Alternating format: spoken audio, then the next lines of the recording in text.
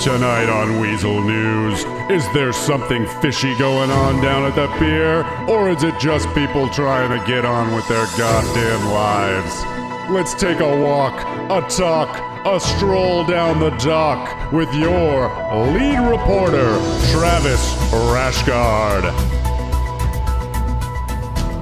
Greetings, fellow passengers aboard the Starship Los Santos. Tonight's story, the Pier. You know, when I started this story, I was all but convinced that the Pier was a dire pox upon this city. Kicking local transients out of that shithole and into the workforce like the rest of us truly was my goal. But after spending the week down there and gathering footage, I came to realize that there's something beautiful happening at the Pier right now. In the few short months since it's risen in popularity, it's become a beacon for the community at large. As I said, I made my first trip to the pier with every intention of ripping it and its patrons a new asshole. But over time, I started to notice something. The pier has quickly become an iconic part of our little city. This tiny dock is now the best meeting spot in town. Business is getting done here, plans getting laid out, people meeting each other, and new friendships are emerging every day.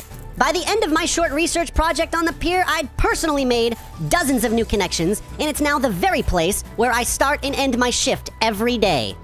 Now, we all know that parking on the pier is technically illegal, but we also know that if we're not allowed to park on a pier, the fishing industry there could very well die out. If we're not allowed to park there and fish, it's almost certain that our cars will be broken into, stolen, and vandalized. If this continues, citizens may no longer visit this new hotspot in town, and the community might risk devolving back into dogshit, bank-humping nonsense. Citizens, I implore you to reach out to your nearest government official and let them know how important the pier has become to our community. And if we lose parking on the pier altogether, we may risk losing something new and special to our little city. Also, to the members of the government and commissioner's office, I ask only that you reserve judgment until after watching the presentation that we've prepared after a week of long and critical research. Please allow Weazel News the opportunity to change your mind about parking.